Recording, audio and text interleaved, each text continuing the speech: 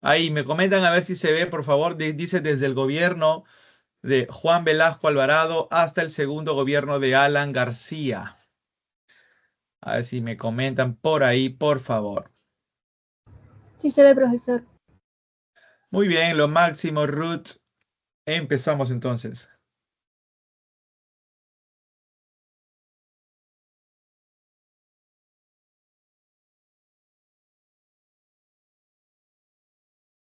A ver, un momentito.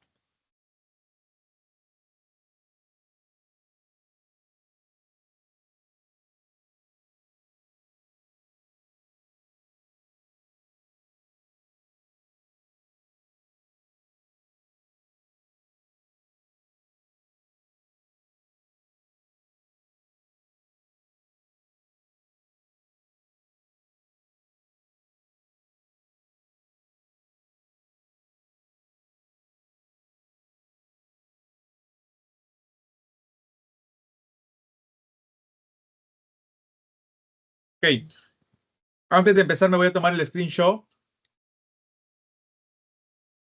Así de rápido yo, un ratito. Ok.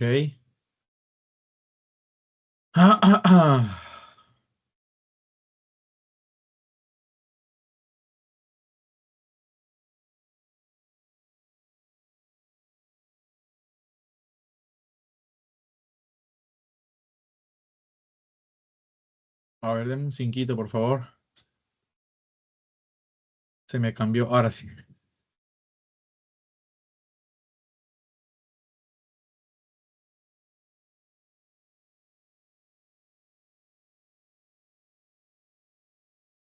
Ahora sí. 3, 2, 1.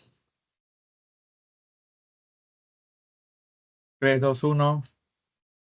Ok. Listo. Oigan, miren. Hoy, entrando en la última etapa de lo que viene a ser la República del siglo XX, ya para entrar al siglo XXI, esta semana tocamos el gobierno de Juan Velasco Alvarado, que representa ser, digámoslo así, el último momento donde el militarismo llega a expresarse. Recordemos que en la historia de la República del Perú hemos tenido tres militarismos. El primero, que inició tras la independencia del Perú, que Jorge Basadre llama el militarismo después de la victoria. El segundo militarismo, recordemos que se da después de la guerra con Chile, a lo que Basadre llama el militarismo después de la derrota. Y el tercer militarismo y último es el que se inicia después del crack del 29, cuando acá gobernaba Leguía y en los Estados Unidos se da la quiebra de la Bolsa de Valores de Nueva York. Y ese tercer militarismo se desarrolla durante el contexto o coyuntura mundial conocida como la Gran Depresión. Pero el tercer militarismo no es que terminó con la salida de Benavides, porque empezó la junta militar de Sánchez Cerro. Luego Sánchez Cerro le gana a Aya de la Torre en las elecciones del 31 y sabemos que le gana de una forma un poco tramposa porque la oligarquía que apoyaba a Sánchez Cerro le hizo toda la campaña publicitaria en el diario El Comercio. Y así a Aya de la Torre lo tildaron de vendepatria, lo tildaron de todo lo negativo, pero pues sabemos que gana Sánchez Cerro. Luego Sánchez Cerro es asesinado y entra Benavides. Benavides debió de culminar su gobierno hasta el 36, pero el Congreso lo nombró hasta el 39 debido a que el que había sido elegido presidente en las elecciones del año 36 era un abogado sanmarquino, egresado de San Marcos, llamado Luis Antonio Eguiguren. Y como tenía el apoyo del APRA, y el APRA, recordemos que en los años 30 fue un partido perseguido por los militares, se anuló la elección de Luis Antonio Eguiguren, logrando que Benavides se proyecte hasta el año 39. Ahora, en el 39 hubo una gran oposición para que los militares continuaran en el gobierno y por eso el sector democrático eligió a Manuel Prado Ugarteche, iniciándose la Primavera Democrática. Yo recuerdo en una clase, hace ya casi un mes, les dije que ustedes hicieran una línea de tiempo para, en forma de los latidos del corazón que se expresan en un electrocardiograma, en donde podrían colocar las etapas de democracia y de dictadura y democracia. Dictadura y democracia. Entonces, después de esa dictadura que fue el tercer militarismo, se inició la democracia, que es la primavera democrática, donde Manuel Prado gobierna hasta el 45 y ahí nomás viene Bustamante, que gobernó solo 3 años porque le dan golpe de Estado. Entonces, los militares vuelven con Odría en el 48 y empieza el ochenio, 8 años, 1948 más 8 es 1956. Todos esos 8 años duró el ochenio. Es como que el tercer militarismo volvió a revivir. Luego se da la convivencia, que fue una alianza entre Prado, que ya recordamos ha gobernado durante la Primavera Democrática, y el APRA. La promesa de Manuel Prado hacia Haya de la Torre es que si éste le daba los votos, en el año 1962, Haya de la Torre podría postular a la presidencia y lograr lo que tanto ha querido, pues, ¿no? Alcanzar el cargo político más alto de la República Constitucional del Perú. Sabemos que a Haya de la Torre le robaron esa posibilidad en el año 1931 por la trampa, por la trafa, por todo el boicot que se hizo cuando la oligarquía respaldó publicitariamente a Sánchez Cerro en el comercio. En el año 62, cuando ya tendría que Haya de la Torre ser presidente, porque iba ganando, los militares dan un golpe de Estado a Prado, a la convivencia, o sea, y evitan que Haya de la Torre sea presidente. Y así, en el año 62, toman el poder los militares por un año, Ricardo Pérez Godoy y Nicolás Lindley López. En el año 63, cuando los militares ya reconocen que no tenían un proyecto para poder dirigir el Perú, le ceden al Congreso la posibilidad de que convoque elecciones y sale elegido Belaúnde. Ustedes dirán, ¿y por qué no ganó Haya de la Torre? Pues es que al parecer durante ese año nuevamente de gobierno se hizo nuevamente otra campaña negativa contra Haya. Y así, Haya de la Torre lo mejor que logró fue lograr una alianza legislativa, o sea, en el Congreso, con nada más y con nada menos que con Odría.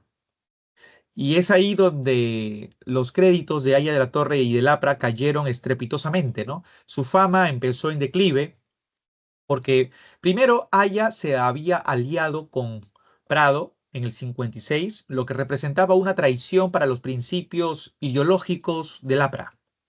En el año 56, el APRA traicionó, Haya de la Torre, mejor, más claro, traicionó esos principios pseudo izquierdistas que estaban plasmados en los principios de lo que representa el APRA.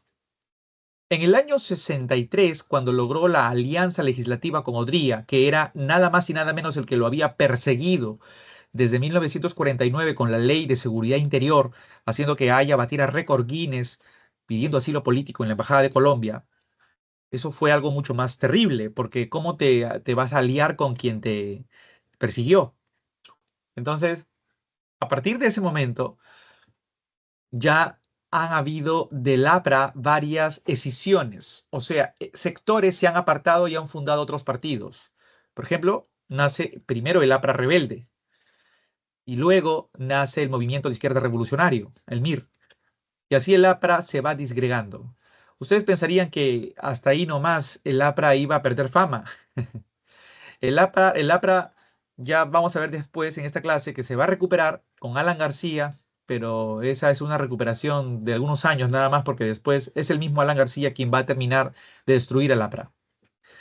Bueno, en el 63 Belaúnde sale elegido presidente y vuelve la democracia. La democracia por tercera vez, ¿no? Primero fue la primavera democrática, luego fue la convivencia y ahora otra vez con Belaúnde nace la etapa democrática nuevamente. Pero sabemos que la oposición que en el Congreso establecía tanto Haya de la Torre, que es del APRA, con Odría, del UNO, la Unión Nacional Odriguista, esa alianza APRA-UNO, le obstaculizó una serie de reformas que Belaúnde podría haber aplicado. Una de las más importantes, la reforma agraria. Belaúnde fue el primer presidente que aplicó la reforma agraria. Esa reforma que reivindicaría los derechos del sector indígena o del sector que había sido soslayado durante décadas, si es que por no decir siglos, o por lo menos a lo largo de toda la República. Y después del fracaso de la reforma agraria en 1965, algunas obras que aplicó Belaúnde le dieron cierto flote a su gobierno. Pero en el año 68, cuando ya le dan el permiso para que pueda firmar el documento con la International Petroleum Company, empresa que, recordemos, desde el oncenio de Leguía extraía petróleo en los pozos de La Brea y Pariñas, allá en Talara, Piura, en el norte del Perú. Sin embargo, la IPC no nos había pagado ni un centavo de impuestos a lo largo de cuántas décadas. Cuando ya el Congreso le da el permiso a Belaúnde para que pueda suscribir este tratado que reconocería nuestros beneficios, Belaúnde puede firmar por fin el Acta de Talara. Así es como se va a denominar a dicho documento. El Acta de Talara fue firmado un 12 de agosto de 1968. Sin embargo, el 14 de agosto sale a reclamar o a levantar polvo, como se dice en criollo, el presidente de la empresa petrolera fiscal, el señor Carlos Lórez de Mola, quien aducía que el presidente Belaúnde había firmado el documento no en 11 páginas, no, perdón, no en 10 páginas, sino en 11 páginas. Y se empezó a especular acerca de que la página 11, o sea, la undécima página, la décimo primera página,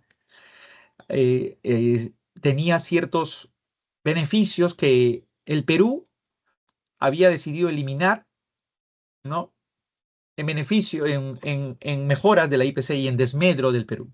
¿No? Entonces, estos beneficios que le daban al Perú, que le daba al Perú mayor ganancia, mayor pago de impuestos, estaba ahora eh, destruido, se había eliminado y de esa forma el gobierno de Belaúnde caía en un total descrédito, dándole todo el respaldo ahora al ejército o dándole toda la luz verde al ejército para que éste pueda iniciar un golpe de Estado. Y es ahí donde, pues después de la denuncia el 14 de agosto de 1968, el gobierno de Belaúnde no dio una respuesta clara. Terminó el mes de agosto, empezó septiembre y en todo septiembre se esperó la respuesta y no se dio. Y llegó octubre y el 3 de octubre, o sea que después de casi un mes y medio y un poco más, se le dio el golpe de Estado. Y el golpe lo dio Velasco Alvarado. Era el 3 de octubre de 1968 y eran así casi las 2:30 de la mañana cuando dice que la hija de Belaúnde estaba en una de las habitaciones del Palacio de Gobierno, estaba leyendo, su hija una ávida lectora, cuando escuchó el ruido, dicen, de un taladro en toda la Plaza Mayor de Lima. Entonces la hija de Belaúnde sale por la ventana a ver qué ruido era ese. Ustedes saben, en la quietud de la madrugada, un ruido, el más mínimo, te despierta, pero este ruido era atroz. Y ese ruido no era un ruido de taladro, era un tanque del ejército peruano, para ser más exactos, de marca Sherman, de procedencia norteamericana, de los que pelearon en la Segunda Guerra Mundial y que el Perú compró de segunda mano. Era un tanque Sherman que cruzaba la Plaza Mayor de Lima. Imagínense el ruido que puede hacer un tanque de hierro a las 2:30 de la mañana en pleno piso de piedra de la Plaza Mayor de Lima. Y el tanque iba directamente a la reja del Palacio de Gobierno y pues de un empujoncito abrió la reja y le estaban dando golpe de estado a Belaúnde, ¿no? Belaúnde fue deportado casi a las 7 de la mañana a Argentina y el gobierno era tomado por los militares. Era la resurrección del tercer militarismo que les he venido hablando desde que ya hemos empezado la clase hace buen rato, cuando Sánchez Cerro dio el golpe hace, imagínense, 38 años, en 1930. Entonces, el tercer militarismo resucitaba con Velasco Alvarado. Pero esta vez habría que aplicar las reformas que desde mucho tiempo no se habían llevado a cabo y Velasco tendría pues que ser el abanderado de esta gran reivindicación social y económica. Por esa razón, Velasco vino con un plan y este sería el famoso plan Inca. Y hay que entender algo también. Los militares que toman el mando político del Perú a partir de este momento no son los militares como los podríamos comparar en la época del primer militarismo o del segundo militarismo. El nuevo grupo de militares que está tomando el mando político es un grupo de militares de nuevo cuño, por así llamarlo. Tienen otra formación, otro acervo. Y ustedes dirán, ¿y por qué? Pues es simple, estos militares han sido formados por el Centro de Altos Estudios Militares, el CAEM, que recordemos fue creado por Manuel Odría durante el Ochenio. Así es que, antecediéndose a una posibilidad de que volvieran a darse golpes de Estado, Odría pensó que los militares con una nueva formación tendrían esta preparación para tener una visión clara acerca de lo que necesita el Perú para cuando se dé la toma del poder por parte del ejército. Ahora, recordemos que no es solo el ejército el que toma el poder, es el Comando Conjunto de las Fuerzas Armadas. Recordemos que después de Odría, que ya llega la convivencia, llega Prado por segunda vez con Aya de la Torre, la convivencia, y en 1957, un año después de que tomó el poder Prado por segunda vez, se ha creado el Comando Conjunto de las Fuerzas Armadas. Y esta es la unión de las tres instancias castrenses, tanto el ejército, la Fuerza Aérea como la Marina. El primer golpe de Estado que las Fuerzas Armadas en conjunto dieron fue en 1962, cuando evitaron que Aya de la Torre llegara por segunda vez a la presidencia. Y ya la segunda vez, pero con mayor contundencia, ha sido el 3 de octubre del 68 con Velasco Alvarado. Y así empieza el gobierno revolucionario de las Fuerzas Armadas. Vean, de 1968 a 1980. Como ustedes pueden ver, aquí hay una línea de tiempo bastante interesante que te hace notar dos momentos clave del gobierno de las Fuerzas Armadas. Primero del 68 al 75, algunos le han llamado a este periodo el septenato, por los 7 años de gobierno que representa en este momento Velasco. Y los 5 segundos años del 75 al 80 es el quinquenio, o sea, 5 quinquenio, de Francisco Morales Bermúdez. Si te suena el apellido Morales Bermúdez, es porque en el siglo XIX el señor Remigio Morales Bermúdez ya ha sido presidente. Entonces dirán, profe, ¿qué es el mismo? No, pues Remigio es el abuelo de Francisco Morales Bermúdez que va a gobernar del 75 al 80. Y ese presidente, Francisco Morales Bermúdez, el que gobernó del 75 al 80, que va a continuar el gobierno de las Fuerzas Armadas, es como decir Velasco parte 2, la venganza, ¿no? Francisco Morales Bermúdez falleció recientemente, hace 2 años, ¿ah? Ha fallecido a la edad creo que de 100 años, me parece, o 101 años, me parece, ¿no? Recién falleció hace muy poco tiempo atrás, hace 2 años, si no me equivoco, en el 2022, a ver si lo pueden googlear ahí, cuando falleció Francisco Morales Bermúdez, y van a ver que la noticia es reciente, de hace 2 años aproximadamente, ¿ah? Ha sido el último de los presidentes de la historia del Perú que se nos ha ido recientemente, ¿no? De los expresidentes, ¿ya? Yo sé que lo van a googlear porque son bien chismosos y chismosas ustedes. Y eso es bueno porque así aprenden. Ok, entonces esta es la primera fase de Juan Velasco Alvarado y acá está el plan que va a llevar a cabo, el plan Inca. Y después vamos a ver la segunda fase, Francisco Morales Bermúdez con el plan Tupac Amaru. ¿Ya? Muy bien, a ver, ya lo googlearon. Ahí, ahorita seguramente lo van a googlear porque ustedes son recontra chismosos, yo sé. Ok, ya, miren, vamos entonces con lo que respecta a las causas del golpe de Velasco Alvarado. 100 años con 9 meses. 14 de julio del 2022, lo máximo. ¿Ah? Ahí Héctor y Maylin se complementaron. Lo máximo Héctor, lo máximo Maylin. Menos mal que no están en clase juntos porque si no todo el mundo diría Empezarían a sonar las sirenas ahí. Ok, lo máximo. Fue en el 2022, ¿se acuerdan que les decía yo que ha sido hace poco recién? Bueno, Isaac está haciendo muy bien. Entonces ahí está Héctor y Miley, lo máximo. Entonces vean, crisis general del régimen de Belaúnde, primera causa. El tema, sobre todo, el pretexto fue pues el escándalo de la página 11, como ven aquí, vinculado al acta de Talara, firmado con la International Petroleum Company. Luego está el fracaso del reformismo moderado. Estas reformas que Belaúnde había intentado llevar adelante no funcionaron. Empezando por el llamado, por la reforma agraria, ¿sí? Empezando por la reforma agraria. Entonces no llegaron a funcionar, así es que ahí quedó la cosa, ¿ya? Fíjense que se me achicó esta cosa, un ratito, a ver. Voy a ponerlo acá mejor así. Ahí está, perfecto. Muy bien, para eso sí son buenos, para reírse son buenos. Ahí está, para reírse sí. Bueno, lo bueno que los involucrados, Héctor y Maylin también se han reído, lo máximo. Ya, ahora, Juan Velasco Alvarado tenía un objetivo, ¿no? Y era la aplicación de reformas radicales, en este caso nacionalistas y antioligárquicas, para lograr la modernización, pero en este caso por la vía autoritaria. Me dice Alexa, ¿Belaúnde fue la etapa del reformismo militar moderado? No, reformismo moderado. Solo reformismo moderado. Reformismo militar no. Solo reformismo moderado.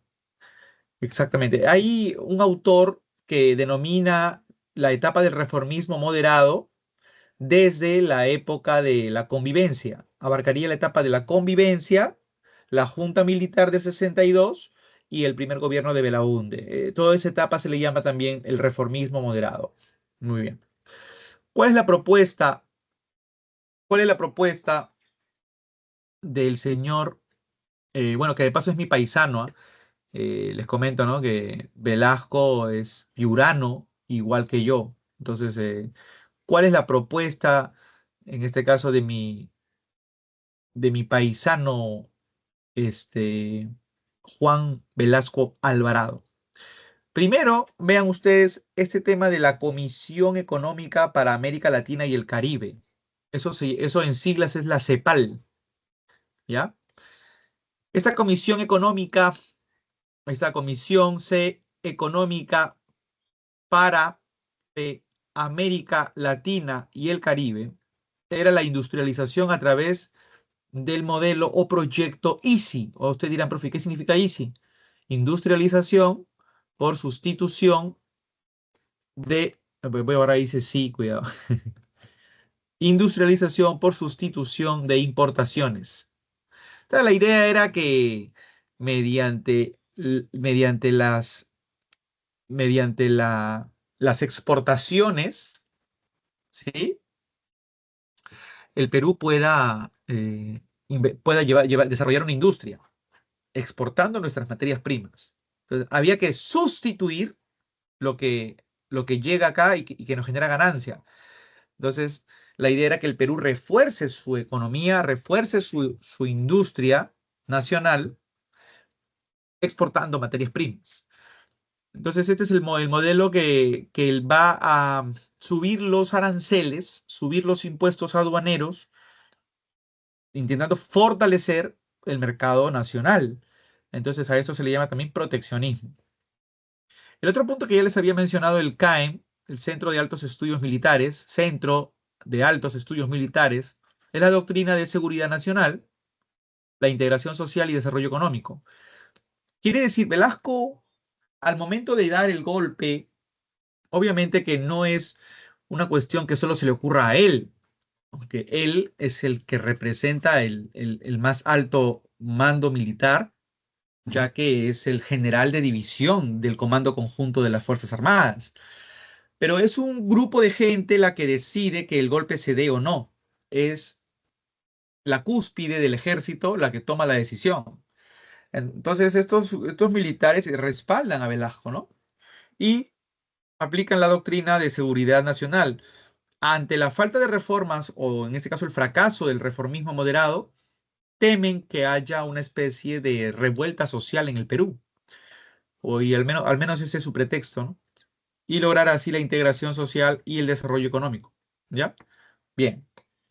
Ahora, la política del Plan Inca consiste en estatizar o nacionalizar las empresas.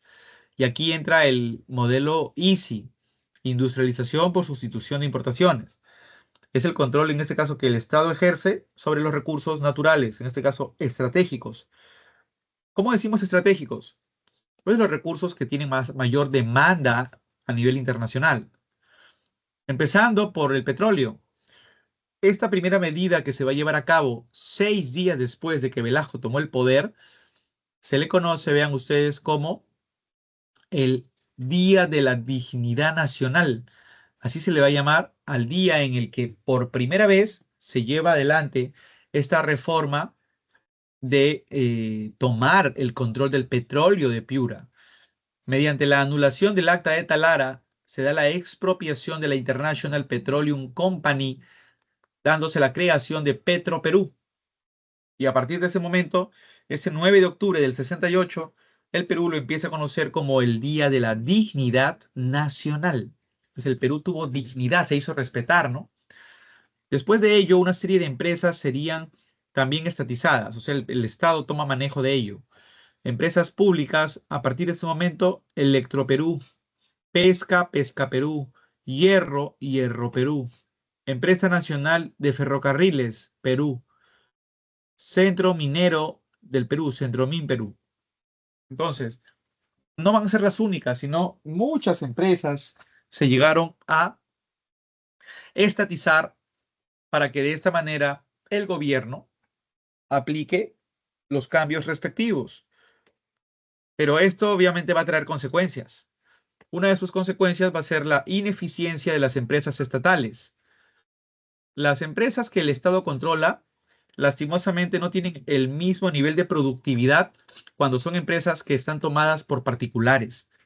Cuando el Estado toma el control o manejo de algo, recuerden, siempre hay corrupción.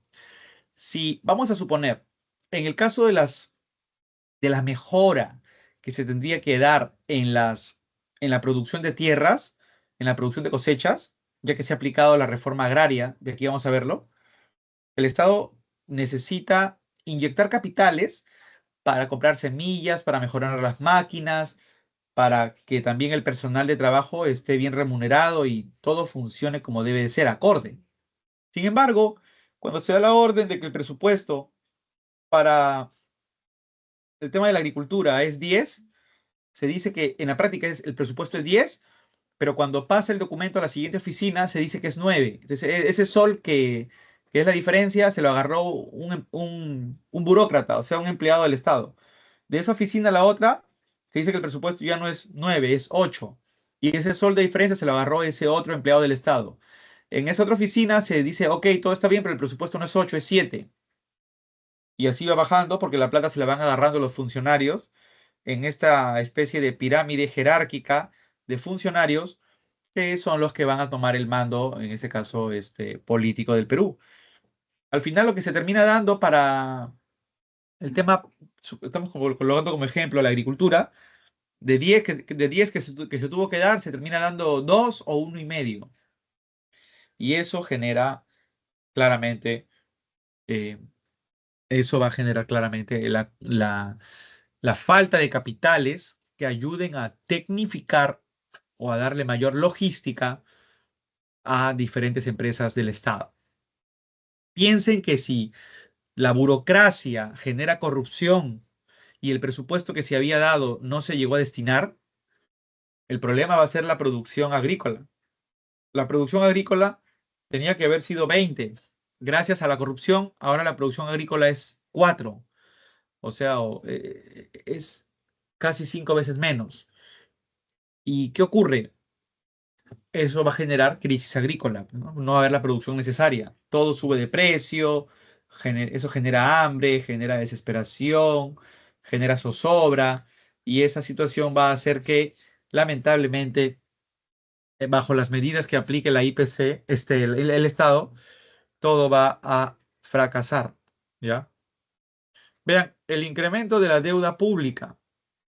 El Estado va a empezar a pedir prestado a diferentes instancias internacionales dinero para gestionar una serie de reformas. El dinero va a llegar. El problema es el interés que el gobierno tenga que pagar. Ese es el gran problema. Y eso lastimosamente no nos juega nada a favor. La mayor dependencia a Estados Unidos. A pesar que el gobierno tenía un eslogan o frase que era ni capitalismo ni socialismo, a pesar que el gobierno tenía ese famoso eslogan, el gobierno también tuvo un acercamiento con Estados Unidos, no es que no llegó a tenerlo. Ese eslogan era pura demagogia, pura palabrería barata. Entonces el Perú llegó a tener contacto con, en este caso, con Estados Unidos. Y ahí está la mayor dependencia, ¿no? Que se va a llegar a tener. Bueno, la reforma agraria fue una de las más importantes reformas esperadas y se pudo aplicar al año siguiente, en 1969. El objetivo era mejorar el nivel de vida del campesino, eliminando el latifundio y la servidumbre. Entonces, se le daría la oportunidad a las personas del campo que puedan llegar a tener el control de las haciendas. Velasco decidió que las haciendas ya no serían de los hacendados, sino, en este caso, serían propiamente de los campesinos que viven cerca a tal hacienda. Y ello va a generar la reforma agraria y la eliminación de la oligarquía peruana. O sea, todos los ricachones que tenían tierras y tierras y tierras, ahora se quedaron sin ello.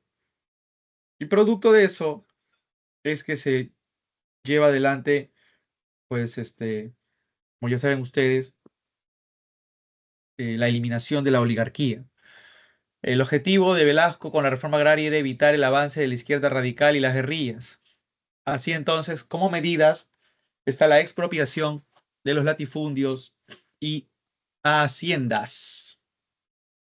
Las haciendas que pasaron a ser controladas por los vecinos de tales lugares van a tomar la denominación de CAPS si están en la costa o SAIS si están en la sierra.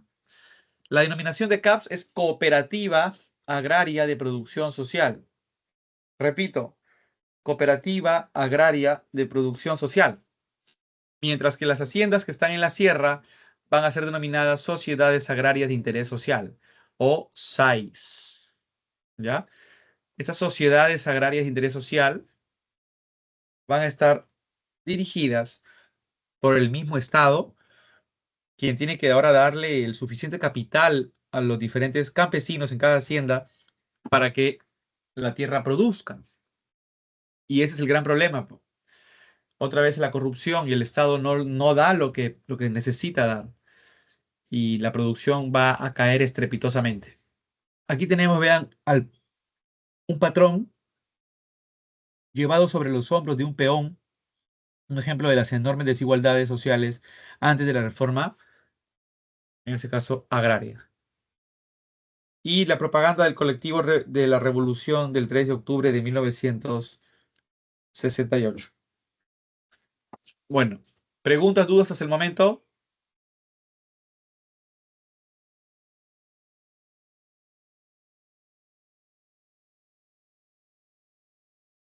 Hasta el momento, ¿alguna duda para ver las consecuencias que trae consigo ahora la reforma agraria y todo esto? Va quedando todo claro. Perfecto. Vamos entonces. Miren, perfecto, lo máximo Isaac y Britney. Muchas gracias.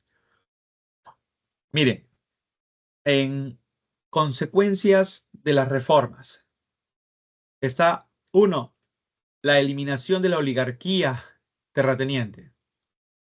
La eliminación de la oligarquía es un hecho histórico.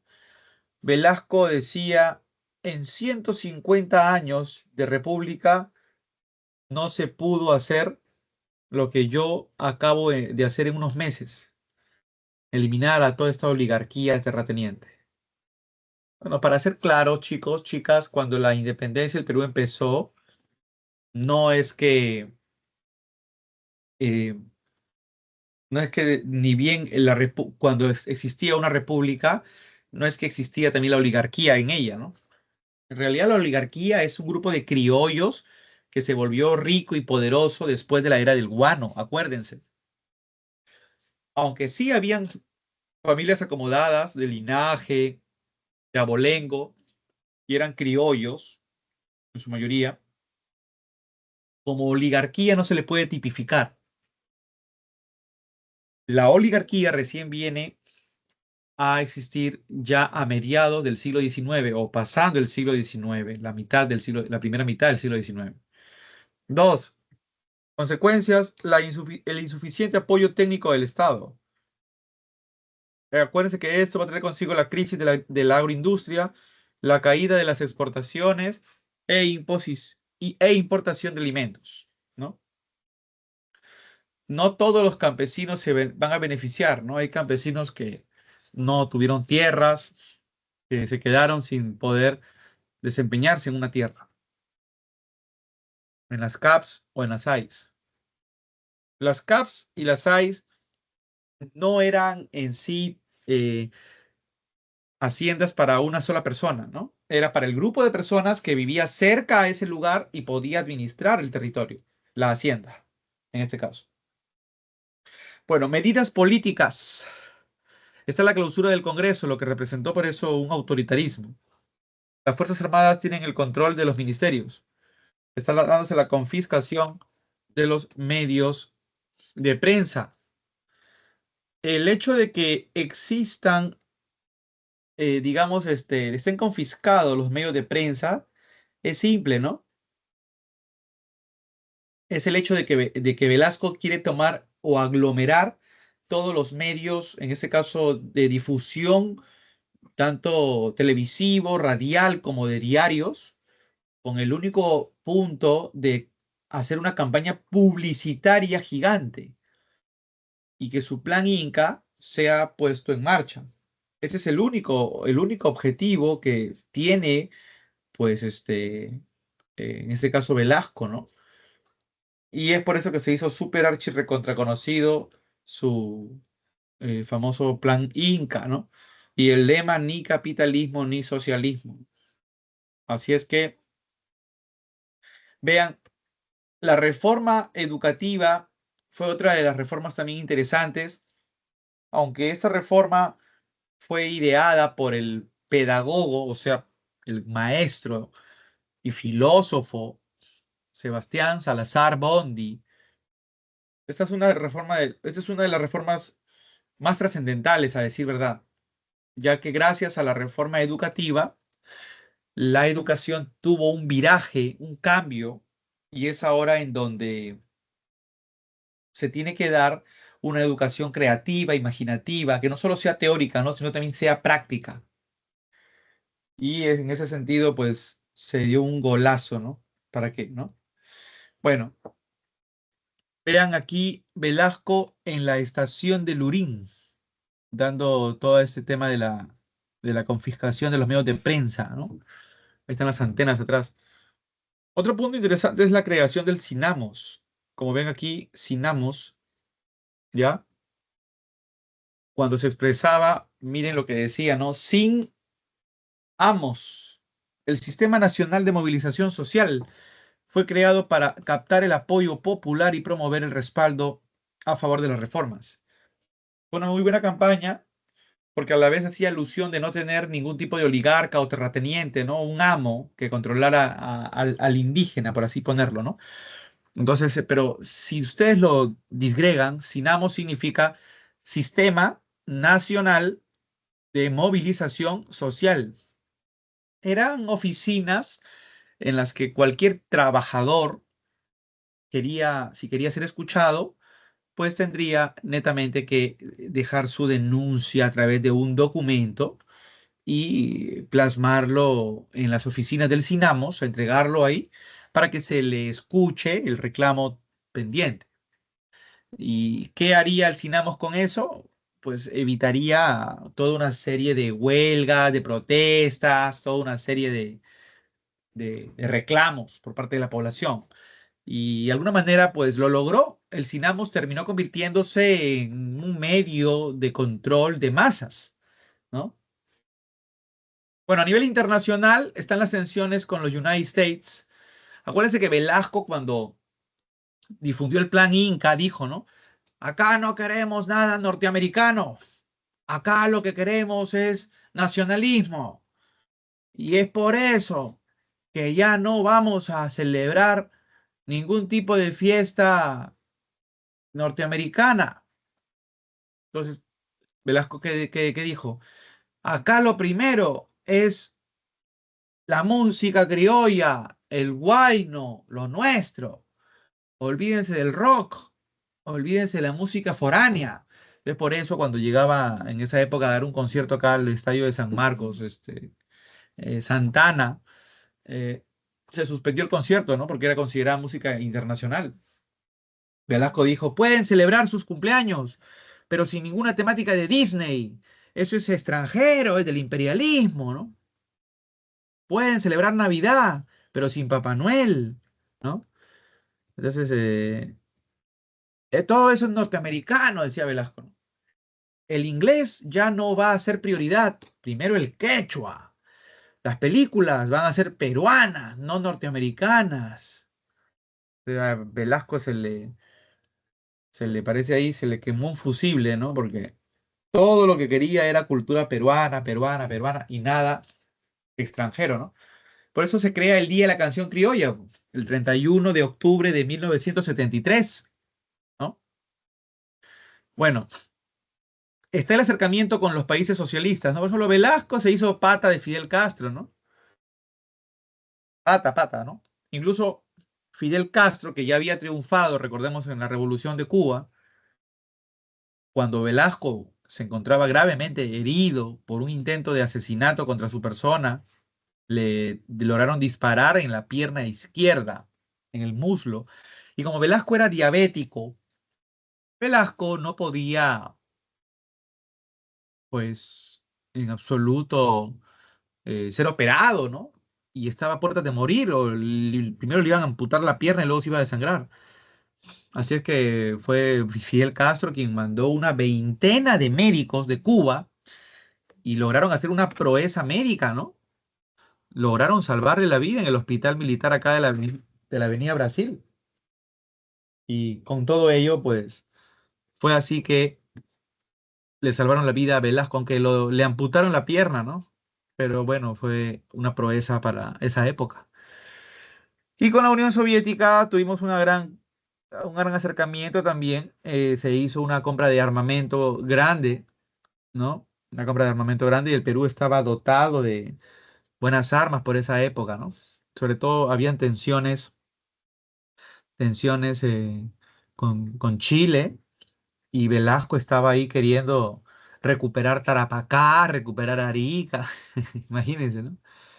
Bueno, recordemos que en el año 1973 el mundo, durante la Guerra Fría, vivió la llamada crisis del petróleo.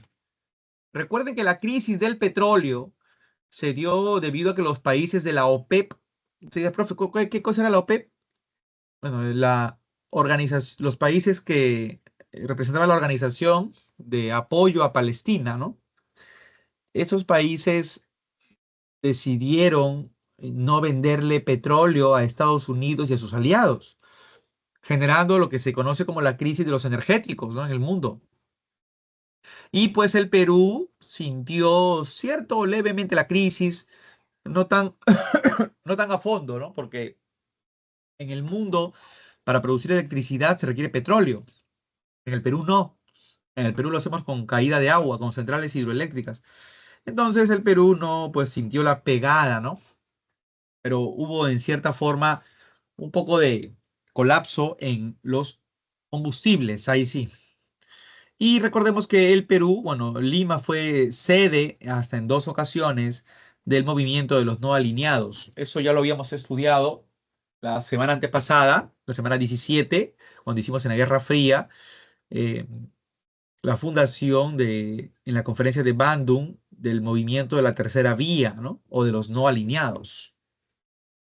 Este movimiento de los no alineados, recordemos que pedía, uno, la libre determinación de los pueblos a nivel político, dos, el desarme nuclear a nivel mundial, y tres, que la compra de materias primas de los países débiles por las superpotencias sea un precio justo, ¿no? No sea algo completamente abusivo, ¿no? Y el Perú fue parte, ¿no?, de lo que fue el movimiento de la tercera vía o no alineados. ¿Cómo terminó el gobierno de Velasco? Pues vean ustedes, chicas, chicos, la crisis de las reformas que aplicó Velasco generaron mayor pobreza, mayor descontento. Y finalmente el golpe se lo dieron en Tacna, ¿no? El Tacnazo. Es la crisis económica e inestabilidad política, crisis de la imagen de Velasco. Y la huelga de la policía empezó en el mes de eh, febrero del 75. Vean que cuando la policía hizo huelga, todos los delincuentes salieron a hacer su agosto, ¿ya? Entonces, luego ahí es donde ya en agosto también de paso le dan el golpe de estado a Velasco. Desde Tacna, por eso le llaman el Tacnazo, ¿no? El documento lo leyó un general llamado Francisco Morales Bermúdez, quien decidía a partir de ese momento tomar el poder e iniciar una segunda fase del gobierno de las Fuerzas Armadas, pero sería una fase en este caso para estabilizar la economía, reduciendo la intervención estatal y aplicando medidas liberales ortodoxas, o sea, medidas netamente capitalistas. A ver, bueno, quería saber si hay alguna pregunta o duda hasta el momento.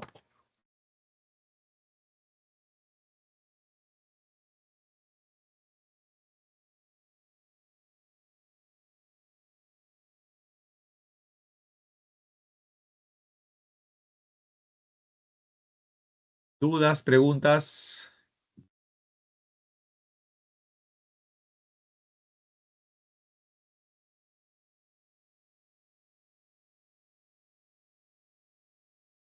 ¿Ninguna duda por ahí? ¿Consultas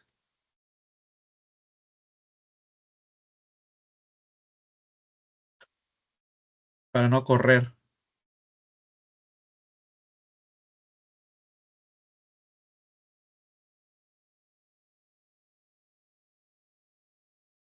A ver si me comentan, porfa.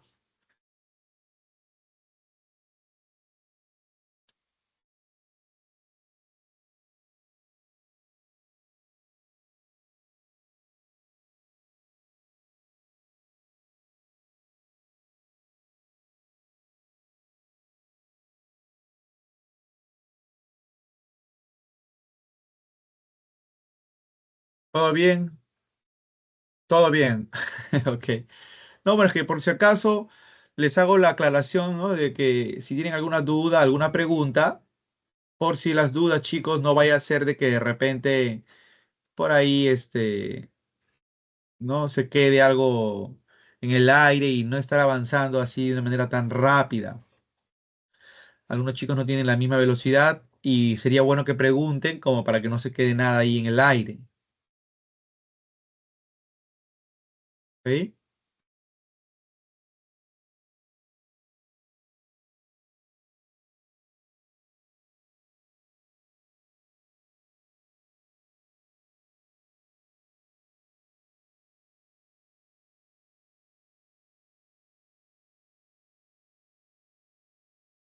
Bueno, seguimos. Francisco Morales Bermúdez, al ver que en esos 7 años de gobierno, las reformas que en cierta manera hay que decirlo, había tenido un buen norte, o sea, no han sido reformas hechas por hacer, ¿no? En realidad, lo que es triste es que de las reformas que aplicó Velasco no haya mayor responsabilidad de los diferentes ejecutores, es decir, del sector, como les comentaba, el sector burocrático, de las diferentes instancias que conforman el Estado peruano. Ustedes normalmente, bueno, ustedes ya ahorita no creo, pero la opinión general de un ciudadano es echarle siempre la culpa al presidente o a la presidenta, pero lo que no tienen en mente es que no es solo el presidente o la presidenta, es un grupo que conforma este estado y que todos son los que deben de poner el hombro, pues. O sea, es imposible creer que una sola persona haga un cambio. Si bien es cierto, puede ser una inspiración, puede ser un gran guía, un gran líder, eso existe, pero también se necesita de ejecutores, de personas que estén respaldando, apoyando y complementando que todo lo que se está dando en orden desde arriba se pueda pues también ejecutar en todos los diferentes sectores que compongan ya sea esta pirámide o esta jerarquía, ¿no? Y esto es lo que lastimosamente no se llevó adelante. Entonces, después de esa crisis, la pobreza había aumentado, el costo de vida había aumentado, el analfabetismo había aumentado. Así es que llega Francisco Morales Bermúdez, que representa ya no a un sector del ejército tan drástico y radical, sino que representa a un sector un poco más tenue, un poco más moderado, un poco más calmado, más sosegado, ¿no? Entonces, uno inició el desmantelamiento del CINAMOS. Esas oficinas del Sistema Nacional de Apoyo para la Movilización Social no habían hecho absolutamente nada. La gente se cansó de dejar sus pliegos de reclamos y más reclamos y más reclamos y nunca se hizo nada. Y así se cumplió el fin del CINAMOS, pues, ¿no? Control y manipulación de las masas. Dos, implantó el toque de queda y el estado de sitio en Lima. Esto era porque ya habían ciertos grupos de gente que protestaba, que alzaba su voz y pues Francisco Morales quería mantener un equilibrio, un control sobre la población. A nivel económico buscó el respaldo del Fondo Monetario Internacional. Recuerden que Francisco Morales aplica medidas liberales ortodoxas, es decir, seguir los lineamientos de Estados Unidos, del capitalismo. Entonces el Fondo Monetario lo va a apoyar con préstamos. Dos, la eliminación gradual del control de precios. Recordemos que cuando el Estado estuvo dirigido por Velasco, el Estado mismo controló casi todo. Y ese es el control de precios dejó ahora que más bien fluya con un mercado libre, una economía de libre mercado. Eh, la eliminación gradual del control de precios, la de la devaluación monetaria, ¿no? Entonces el Estado empezó a ser un poco más libre, soltó, ¿no? En la parte económica, dejando que sea más libre, que las leyes del mercado se puedan expresar. Lamentablemente, a nivel social, las constantes protestas y huelgas, porque las reformas lamentablemente tenían un efecto y eso no se podía detener, era algo constante, esto las protestas. El momento más duro fue en 1977, cuando en julio se da el paro nacional, pues el 19 de julio del 77 promovida por organizaciones sindicales y fuerzas políticas de izquierda, llegó a detener las actividades del país. Ante la crisis se llamó a elecciones para una asamblea constituyente. Este año 77, justo en el mes de julio, fue el punto de quiebre del gobierno de Francisco Morales Bermúdez, de la fase 2 del Plan Tupac Amaru. El Plan Tupac Amaru que quería eliminar las reformas, desactivar las reformas de Velasco, vean que no lograba a tiempo de tener todas estas protestas fuertes, ¿no? Y de esta manera se convocaría la elección de una asamblea constituyente, es decir, los partidos políticos que representan la democracia volverían a participar en elecciones para que empiece a retornar la etapa democrática. La asamblea llegaría a tener a todos los partidos políticos que representaban en ese entonces algún tipo de respaldo popular. Y el caso de Aya de la Torre, líder del APRA, fue él quien ganó las elecciones para el año 1978, convirtiéndose en el presidente de la Asamblea Constituyente de 1978. Ese sería el cargo más alto de Víctor Raúl Aya de la Torre en su carrera política.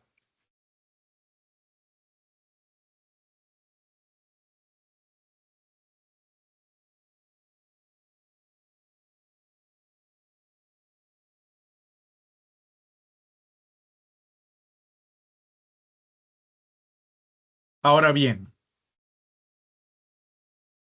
la obra más importante de la Asamblea Constituyente del 78 fue la Constitución del 1979. Constitución que tuvo una serie de cambios, de reformas, en contraste con la otrora Constitución de 1933. Recordemos también que durante los años de Velasco y de Morales Bermúdez no hubo una constitución. La del 33 había quedado suspendida y se gobernó con un reglamento, en este caso jurídico, más no con una constitución. El hecho de que nazca una constitución como es la del 79 era lo que ya garantizaba, en teoría, que el Perú vuelva a tomar su vía democrática. Entre los cambios más interesantes está el hecho de que en elecciones el presidente a ser elegido tendría que tener más del 50% de votos. Si es que no alcanzaba el 50% de votos, se iba a una segunda vuelta. Por eso desde el año 1980 hasta la actualidad siempre han habido segundas vueltas. El único momento donde ha habido una excepción ha sido en la elección de 1995, donde Fujimori le ganó en primera vuelta a Javier Pérez de Cuellar. Esa ha sido la única excepción. Después, todas las elecciones, segundas vueltas y segundas vueltas. Dos, otra importante reforma. El presidente ya no gobierna 6 años, gobierna 5 años. Tres, otra interesante reforma. El presidente no puede volver a reelegirse. Tiene que esperar un periodo para volver a lanzarse elecciones. Pues no puede elegirse después de un periodo presidencial. Tiene que esperar un periodo de descanso y volver a elegirse. Otro, cuatro, el Congreso se volvió bicameral. El bicameralismo es la existencia de dos cámaras, una que representa la Cámara de Senadores y su función es elaborar y proponer y elaborar leyes, y la Cámara de Diputados, que es la que fiscaliza que esas leyes no vayan a beneficiar a ciertas empresas, ¿no? Vamos a poner un ejemplo, ¿no? Cuando nosotros vemos que las grandes aerolíneas no pagan impuestos, ¿no? ¿Cómo no pagan las grandes aerolíneas impuestos en el Perú, pero sí pagan, sí tienen que pagar impuestos doña Teresa y doña Panchita, que tienen sus negocios, que creo que venderán lo más mínimo al día y ellos sí tienen que pagar impuestos? ¿Por qué las grandes aerolíneas no? Simple, pues, porque han financiado a algún político que se meta al Congreso y este político netamente es como un alfil de las grandes mafias empresariales, que terminará, obviamente, desistiendo o impidiendo que se realice cualquier tipo de reforma en beneficio de las grandes mayorías. En ese aspecto, saben ustedes que eh, las mafias logran meter al Congreso a sus representantes, ¿no? Los grandes grupos empresariales, y pues evitar los grandes cambios, ¿no? Entonces ahí está la famosa frase, echa la ley, echa la trampa, ¿no? Otro punto clave e interesante es que la ciudadanía se va a lograr obtener ya no a los 21 años, sino a los 18 años. A los 18 años. Ustedes por eso, la mayoría acá que me está escuchando, ya tiene, ¿no?, sus 17 o 18, ya a los 18 cumplidos ya eres mayor de edad. Ya cambias a tu DNI azul y ya eres una persona casi, pues ya casi adulto, ¿no? Bueno, adulto ya a los 20, ¿no? A los 21 ya te conviertes en un adulto, ¿no? Ahorita todavía ustedes están en adolescencia y ya saben, pues, que a la mayoría de edad ahora es a los 18, ¿no? Pero ojo, nuestra constitución actual no es la del 79, la actual es la del 93, solo que se mantiene lo mismo, ¿no? Se mantiene lo mismo en ese punto, en el punto de los 18 años. Otro punto interesante es que se eliminó la pena de muerte. La pena de muerte ya no sería como con la Constitución del 33 por traición a la patria. Ahora la pena de muerte existe en la Constitución del 79, pero si es que la traición a la patria se da en el momento en el que el Perú está en guerra. Así es que todos los que han sido condenados a pena de cárcel por traición a la patria es porque obviamente han sido juzgados con la Constitución del 79 o, en su defecto, con la actual Constitución del año 93, que también mantuvo lo mismo. Así es que ya no hay pena de muerte por traición a la patria, solo hay pena de muerte por traición a la patria en caso de guerra exterior. Ojo, guerra exterior, o sea, el Perú tendría que estar en guerra con Bolivia, con Brasil, con cualquier país, ¿no? No en una guerra interna, sino guerra exterior. Y ahí alguien traiciona a la patria, ahí sí, pena de muerte, ¿no? Otro punto interesante es que se le permitió el voto a los analfabetos. Esto es un debate, ¿no? Porque hasta hoy se mantiene ese aspecto también, ¿ah? Muchos dirán, profe, pero ¿por qué no hacemos como China, ¿no? Nosotros hemos hablado que en China, el Partido Comunista Chino, eh, sabemos perfectamente desde la época de Mao Zedong, logró grandes cambios, pero Deng Xiaoping en el 76 fue quien estableció que se aplique una economía mixta, donde el Estado sería el planificador de ciertos aspectos económicos, tal y como el Estado peruano lo es también en aspectos de salud, aspectos sociales, aspectos educativos, pero a la vez se dio la apertura del libre mercado, se dio la oportunidad de una economía de inversiones. Y ese modelo mixto funcionó perfectamente en China. ¿Pero por qué funcionó? Funcionó porque es el Estado el que está controlado por un partido que tiene reglas duras. En este caso, en la práctica sabemos que China es capitalista, en la práctica, pero está dirigido por un partido que tiene el nombre de partido comunista, pero no aplica nada de comunismo, sabemos perfectamente, más que sus leyes sí son bastante severas, ¿no? Bastante duras, ¿no? Entonces, obviamente, una de esas leyes dice, ¿no?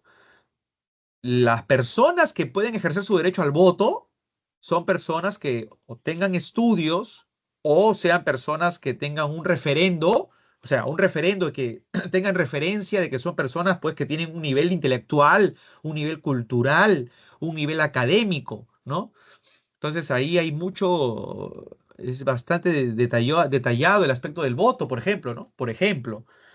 Ahora, esto es una suspicacia total, ¿ah? Porque sabemos perfectamente que una persona, por más leída que sea, por más intelectual que sea, eso no nos garantiza que su moral vaya a ser una moral a prueba de balas, ¿no? Y diga, oye, no, esta persona es académica, sí va a tener un buen voto. No, tampoco, ¿no? Con el perdón de mucha gente ignorante, ¿no? Hay gente que ustedes saben no lee nada, gente muy incipiente, ¿no? Muy básica, pero de repente sí tiene un alto nivel moral y sí podría ejercer con mayor responsabilidad un voto, ¿no? Entonces, ahí eso es un debate que de verdad deberíamos de ponerlo sobre el tapete, ¿no?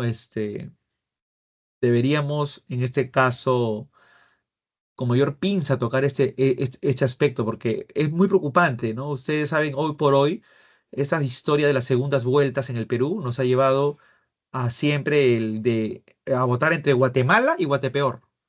Entonces, el desastre que tuvimos último con Castillo y Keiko, por ejemplo, ¿no? ¿Por qué nos ponemos ante esa circunstancia, ¿no? O sea, o por quién voto, ¿por el demonio o por el demonio parte 2 la venganza? No, pues, ¿no? ¿Por qué no hay gente que sea gente más pulcra, ¿no? Bueno, nadie es perfecto, ¿no? Nunca una madre Teresa de Calcuta se va a presentar a una presidencia, ¿no? Pero tampoco, pues, gente con ese nivel de esa calaña, pues, ¿no? Entonces, parece ahí que el tema es arduo, ¿no? Y deberíamos involucrarnos más en estos aspectos para que la política se vuelva más fresca, ¿no? Una política fresca, una política práctica, ¿no? Sin tanto tapujo ni simplonada, ¿no? Sino una política fresca, pragmática, con resultados.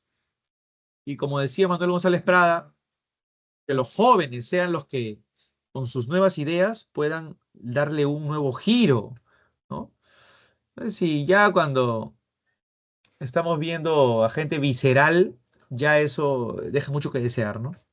Bueno, chicas y chicos, año 80. Empieza la democracia nuevamente en el Perú. Terminaron los 12 años de gobierno militar. Preguntas, dudas hasta el momento, por favor, los escucho. Dudas, consultas hasta el momento, vamos.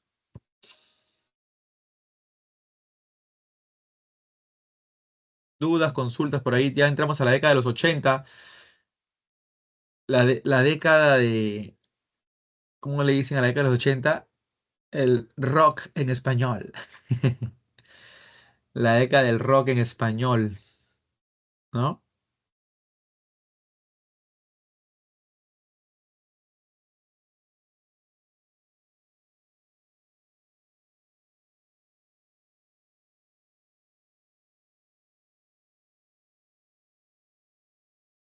A ver, ahí están apoyando la risa de Isaac, muy bien.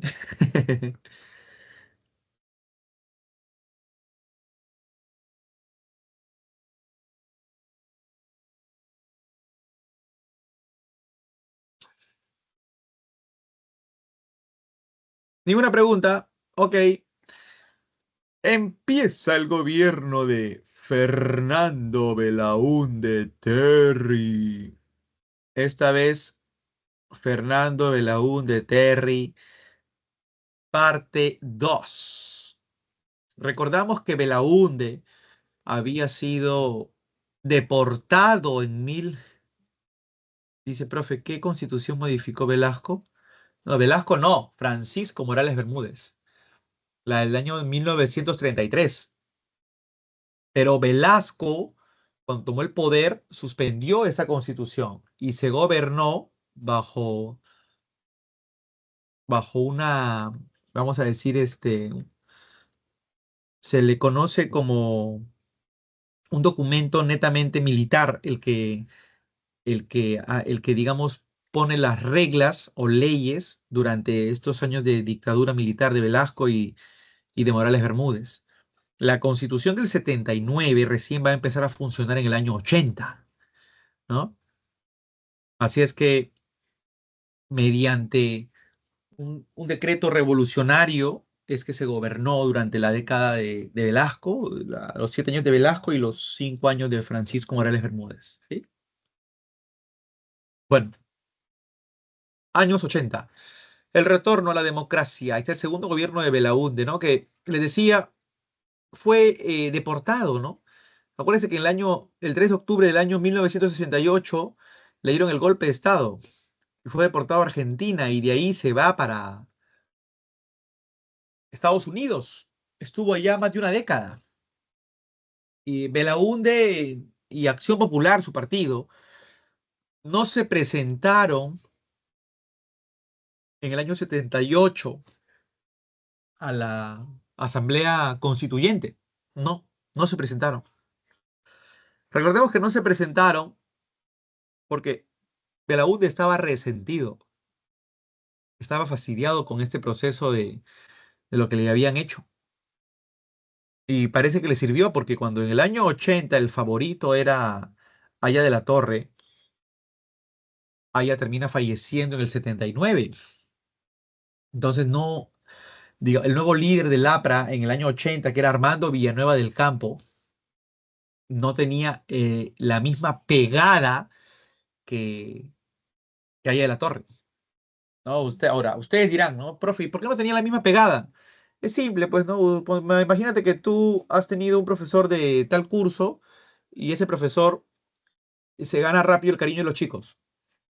Entonces ustedes siempre dicen, ay, yo quiero que me toque con ese profe. Ay, yo quiero que me toque con ese profe. Ay, yo quiero que me toque con ese profe. ¿Ya? Puede ser por su carisma, puede ser porque se deja entender, puede ser porque te cae bien, qué sé yo. Enseña bien, bueno, lo que sea. Entonces es lo mismo con un político. Cuando un político se gana, porque ya su personalidad, se gana el carisma de la gente, eso es lo que hace que ese político levante a ese partido. Entonces es lo que tenía Aya de la Torre, pues. Pero Aya, como dice Paulina Rubio, se fue y la vida... se le fue la vida. Tenía 85 años, pues ya nos estaba robando aire, Aya de la Torre. Y pues Aya fallece y Alan García no podía pues lanzarse porque tenía 29 añitos. Era un veinteañero todavía Alan García. Y por eso ponen a Armando Villanueva del Campo. Ustedes habrán escuchado la canción de los no sé quién y los no sé cuántos, donde cuando canta Raúl Romero Las Torres, ¿no? Y dice, ¿no?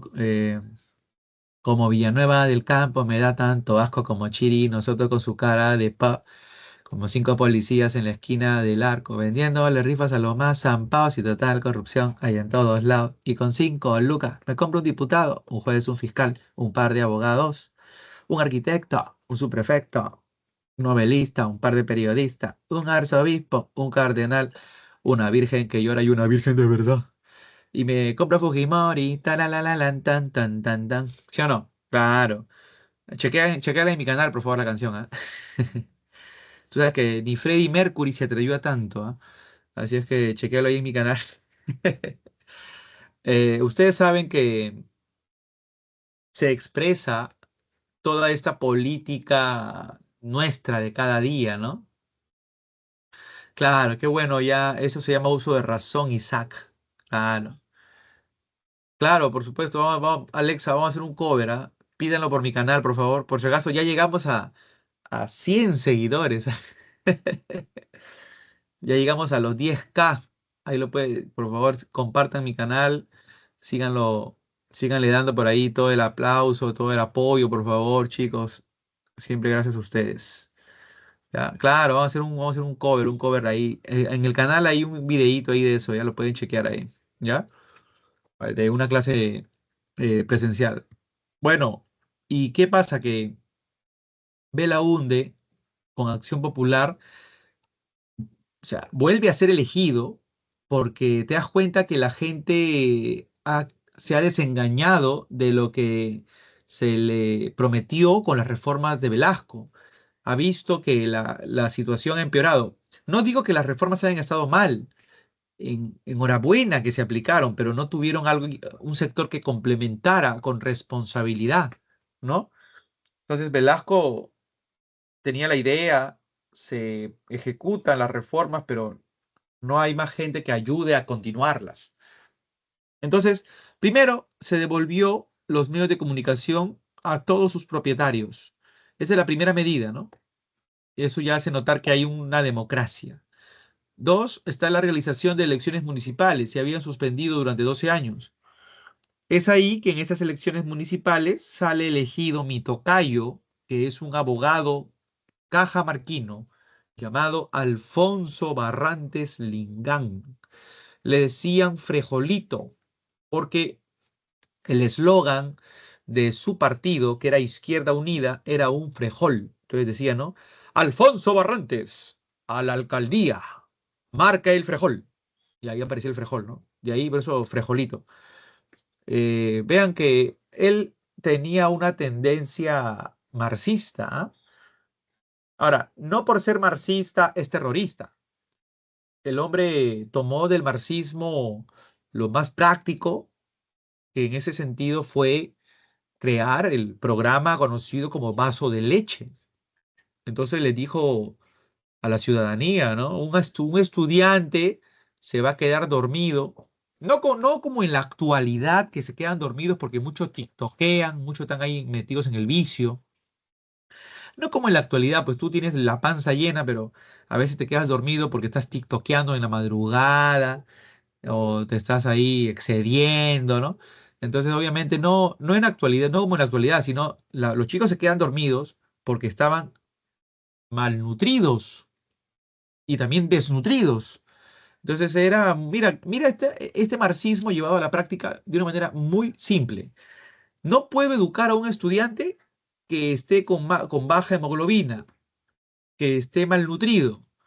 Entonces necesito darle un buen alimento, un combustible para que pues rinda.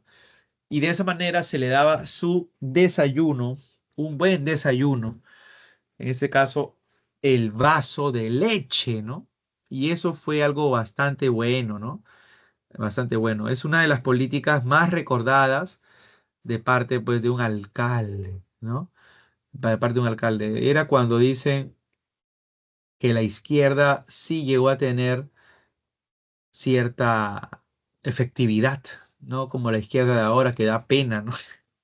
Bueno, los años 80 siguieron aquí con Belaúnde y a nivel económico recibió pues el apoyo del Fondo Monetario Internacional. En ese sentido aplicó medidas económicas liberales ortodoxas.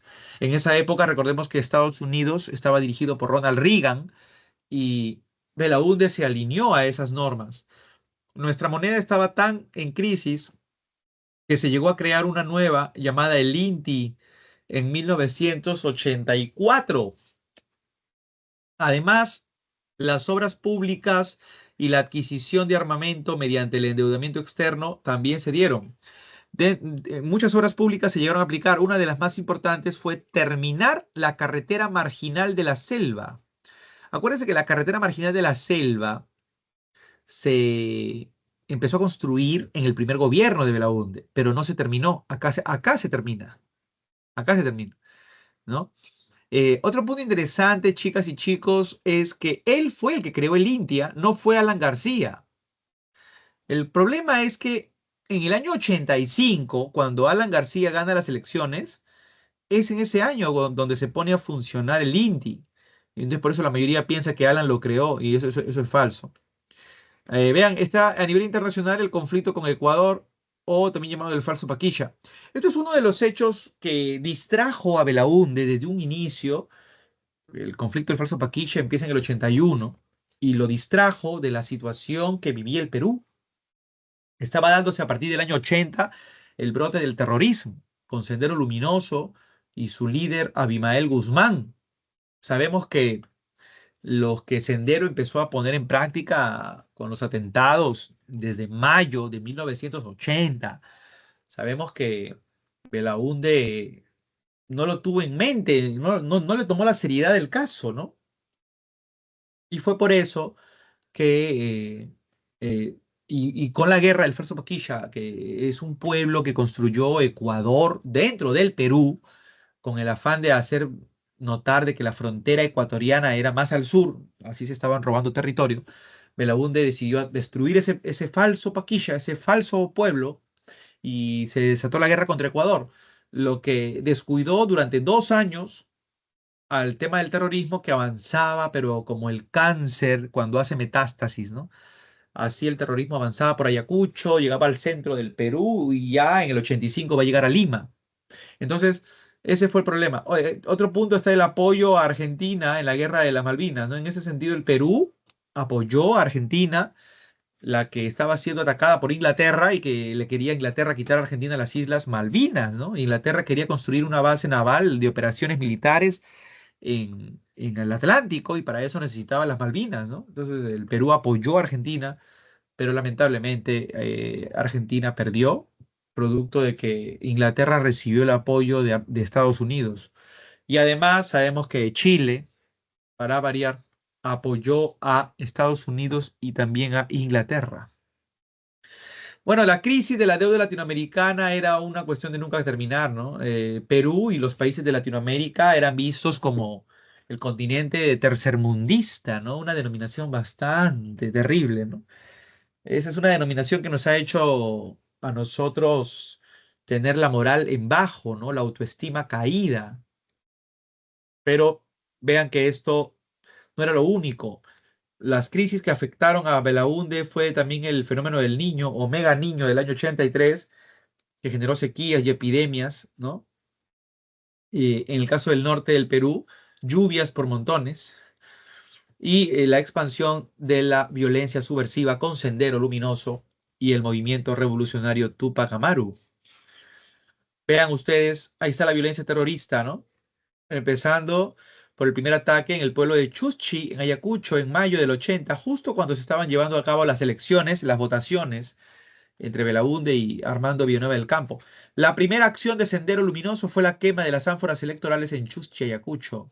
Y acá está el Partido Comunista del Perú en el Sendero Luminoso de José Carlos Mariátegui, año 1980. Fue cuando empezó el momento más fuerte, ¿no? Para el Perú. Y literalmente, pues acá es Abimael Guzmán Reynoso, quien va a pretender establecer un Estado comunista siguiendo el modelo maoísta chino. Este grupo fue responsable del mayor número de asesinatos terroristas, como la masacre de Lucanamarca, ¿no? Aquí está fuente del diario Expreso, ¿ya? Y pues aquí tenemos a un terrorista de el MRTA. Vean aquí todo lo que llevaban, por ejemplo, el caso de los terroristas que pertenecían al movimiento revolucionario Tupac Amaru, ¿sí? Aquí lo ven granadas, un fusil AKM, chaleco portamuniciones, su radio. El MRTA también es fundado en 1984, bueno, dentro del gobierno de Belaúnde me refiero, y surgió a partir de la facción guerrillera del movimiento de izquierda revolucionaria y ejército militar, dirigido por Víctor Polay Campos, ex militante aprista. Pretendían establecer un Estado socialista siguiendo el modelo cubano. Iniciaron el uso de coches bombas, asesinatos, secuestros, ¿no? Chicas y chicos, pero no todo fue malo en el segundo gobierno de Belaúnde. Ustedes dirán, profe, pero todo lo que hemos visto es malo. No, pero tranquila, tranquilo, no todo es malo. Hay también un acontecimiento muy bello que ocurrió en ese gobierno. Ustedes dirán, profe, ¿cuál? ¿Qué acontecimiento? Dígamelo, por favor, me muero muerta. Bueno, chicas, chicos, el acontecimiento más bello que ocurrió en el gobierno de Belaúnde, en el segundo gobierno de Belaúnde, fue cuando un 23 de agosto, o sea, un mes como este, 23 de agosto de 1984, que nace una criatura. Pero qué criatura para hermosa, Dios mío. Profe, ¿quién nació? Ahí está. Lo estás viendo en cámara. Ah, no, no me veo ahorita. ¿Qué pasó? Se paralizó, Dios mío. Oye, digo una criatura hermosa y nunca salí, Dios mío. A ver, me veo ahí, no me veo ahí. Ay, Dios mío. Oye, ¿qué no se ve? Dios mío, ¿qué pasó, Dios mío? Ah, espérame, espérame. Ay, Dios mío, digo una criatura hermosa y no sale nada. A ver, vamos a ver. ¿Aparece la criatura o no aparece? No quiere aparecer la criatura, Dios mío. Dice, la cámara actual ya no está disponible. Ah, ahí está. Apareció la criatura. Espera. Ay, a ver, vamos a ver, vamos a ver. A ver, vamos a ver. Vamos a ver si nace o no nace la criatura. A ver. Nació la... Ahí está lo máximo. Mira, nació esta criatura un 23 de agosto del año 84. Así que ya saben, chicos, chicas, ¿ah? Acepto Yape, ya, a pesar que no hayan clases, ¿ah? Pueden hacer sus envíos por Rappi, como ustedes quieran, ¿ah? Muy bien. Oye, ya nos queda solamente 22 minutos y estamos terminando nuestra última clase, ¿ya? Y estamos avanzando ya al cuarto gobierno. Hemos terminado Velasco, Francisco Morales Bermúdez, Belaúnde y entramos ahora a Alan García. Alan Ludwig Gabriel García Pérez. Bueno, los que ya sacaron cuenta, ustedes saben que ustedes son recontra matemáticos, ¿ah? Sobre todo las chismosas de las chicas que están aquí escuchando, ya estarán diciendo, ay, a ver, voy a sacar mi cuenta. ¿Cuántos años tiene el profe? Ay, ya sé que. Sí, seguramente están ahí. ¿Qué tal la pasé con algo? Uy, Dios mío, no tenía uso de razón todavía, pero me acuerdo por ahí el año 89, yo tenía 5 años, 90, por ahí ya tengo cierto recuerdo de los coches bombas, de los apagones, Dios mío. Sí, horrible, ¿ah? Horrible, horrible. Tengo por ahí ciertos, cierta noción, cierta noción. Así es que, bueno, ya estoy dejando mis 30 y todos para entrar, como me dijo un colega, a los nuevos 30. Dicen que los 40 son los nuevos 30. Así es que, ahí pues la generación coche bomba. Sí, sí, definitivamente. Ya cuando ustedes lleguen a los 20, van a descubrir que es la etapa más linda, la de los 20. Pero como es tan linda, esos 10 años se te van a pasar volando. Y cuando llegues a los 30, vas a decir, todavía me falta un montón. Y así yo dije, cuando empecé los 30 me falta, qué bacán, bueno, ya. Sentí pena por los 20, pero dije, ya, vamos a empezar con fuerza a los 30. Y en 20, creo que en 20, ¿no? En 17, 18, en 18 días se terminan mis 30. Para empezar los 40. Dios mío, por favor, no, todavía no, todavía no. Pero bueno, ¿ya? Claro, y de allá para acá, todo es anécdota nomás, todo es anécdota. Ok, bueno, vamos a empezar entonces con muchas ganas los nuevos 30, pero también el primer gobierno ¿cómo le dicen? Le decían el Mesías. Terminó siendo el Mesías truncado. Alan Ludwig Gabriel García Pérez. Dios mío, a ver, voy a compartirles ahí la diapositiva del primer gobierno de Alan García Pérez. Le decían caballo loco, ¿no? Porque dice, bueno, caballo por lo alto y loco porque intentó, dicen, ya sabemos que era bipolar, ya sabemos que era bipolar, ¿no? Tenía ese trastorno bipolar. Y a los bipolares tú sabes que pueden estar bien en un momento y después, ¡brum! ¿No? Y él intentó suicidarse tomando litio cuando fallece Aya de la Torre. En una entrevista que el francotirador, bueno, Jaime Bailey le hace en el 2001 a Alan García, Alan niega todo eso, ¿no? Pero después Jaime Bailey comenta de que Bailey había hablado con el psiquiatra de Alan García y le había revelado que tenía el trastorno bipolar. Alan no quería reconocerlo porque era bipolar, obviamente. Y y que había tenido el intento de suicidio, pues, ¿no? Y claro, ya sabemos, pues, de dónde caballo loco, ¿no? Caballo por alto y loco, ya saben por qué. Entonces, vean, el modelo económico que va a aplicar Alan es el modelo heterodoxo, un modelo flexible, un modelo a su propia forma, sin hacer caso de de las estipulaciones que Estados Unidos quiere llevar a cabo. En ese sentido, el Perú empieza a tener el control de precios, el gobierno mantiene el control de precios, o sea, no respeta el libre mercado, el tipo de cambio también, está la creación del dólar, MUC, que representa Mercado Único de Cambio, MUC, Mercado Único de Cambio, y los subsidios, que es el apoyo que el gobierno da a los diferentes comerciantes, empresarios, que pues quieren llevar adelante el impulso de sus negocios. Entonces el Estado les da un préstamo a interés cero, a 0% de interés, y esos son los subsidios, ¿no? El problema es que Alan ha prometido mucho, pero tiene poco claro cómo funciona el modelo económico. Vean, una de las medidas más inciertas es el incremento de los sueldos, de los salarios a todos los trabajadores del Estado. Y como sabemos por economía que al subir los, los salarios, eso va a generar un impacto en en la economía porque el nivel adquisitivo de la gente es más fiable, más factible. Eso va a generar la subida de precios de los productos. Es por ello que para evitar que los precios de los productos suban, se aplique el congelamiento de precios, al menos de los alimentos. Y esa es una especie de arma de doble filo, ¿no? Porque en cualquier momento, mientras el Estado meta más mano en la economía, va a generarse como una especie de bomba que está como que latiendo y latiendo más para, ¡plum!, para reventar en algún momento, ¿no?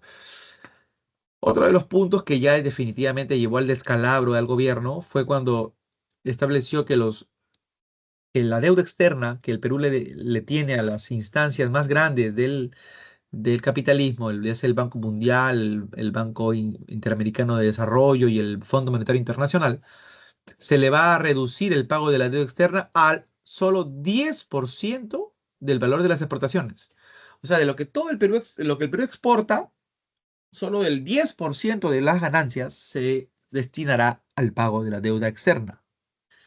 Eso generó un escándalo a nivel internacional, generando que el Perú fuera sancionado tanto por el FMI, el Fondo Monetario Internacional, el Banco Mundial, como país inelegible de crédito.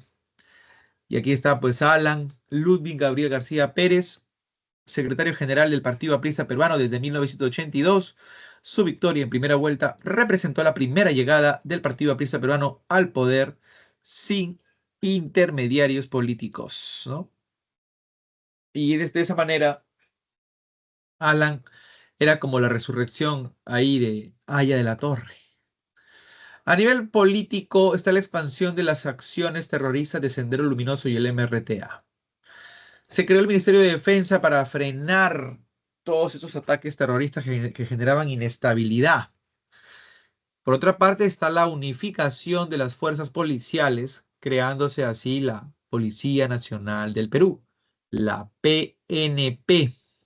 Para muchos, un craso error debido pues a que la Policía Nacional del Perú no estaba especializada como cuando sí hemos visto antes de la PNP, las diferentes fuerzas policiales tenían cada una su propio, digamos, su propio rubro de trabajo, ya sea la Policía Republicana, ya sea la Guardia Civil o ya sea la PIP, que era la Policía de Investigaciones.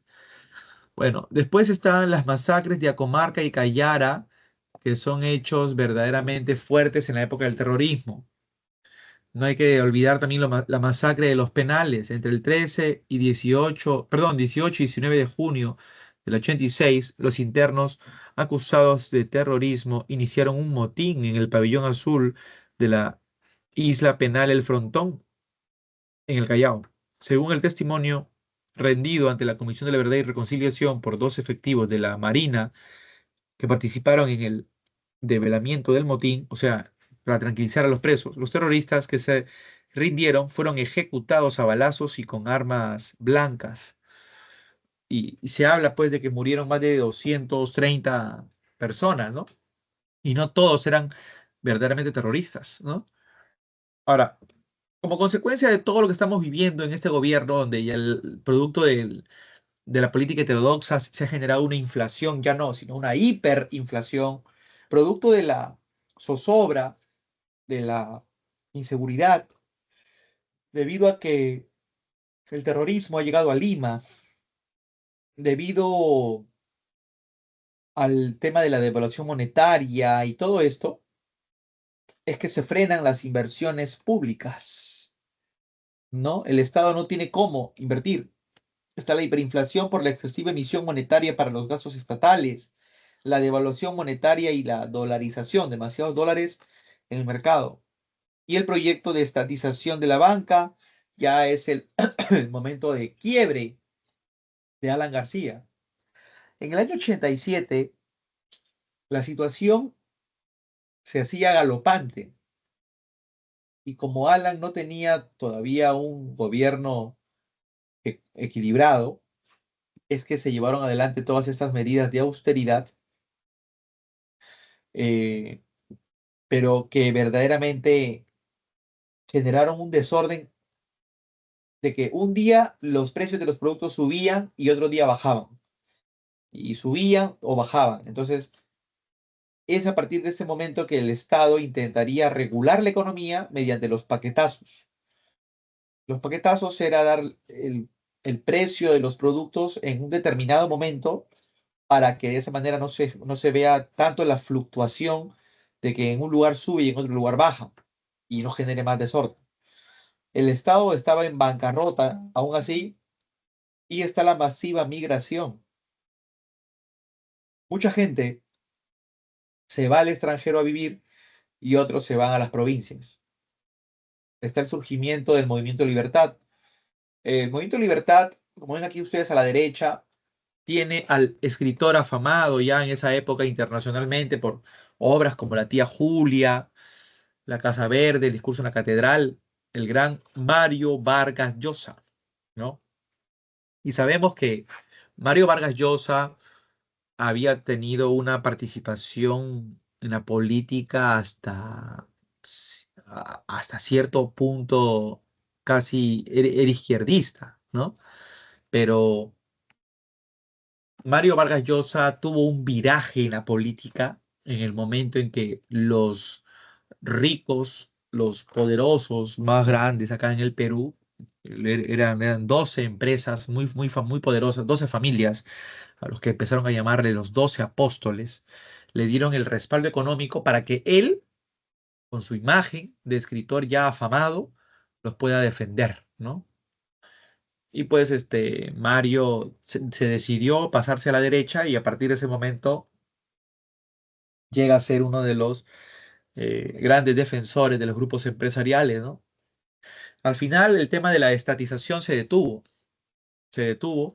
no se llegó a estatizar los bancos, si no hubiera sido ya una desgracia total, pero ya el gobierno pues estaba venido a menos, aunque Mario Vargas Llosa estaba favorito para las elecciones del año 90. Y aquí empieza el decenio de Alberto Fujimori del año 90 al año 2000. Aquí lo vemos con Vladimiro Montesinos Torres, que ya después entendimos no era un simple asesor, sino era un agente de la CIA, del Servicio de Inteligencia Norteamericano, que había logrado apoyar a Fujimori en casi todos estos años de gobierno, los 10 años, como, vamos a decir, respaldo para que Estados Unidos sepa que lo que se va a aplicar en el Perú vaya a beneficiar a los norteamericanos, ¿no?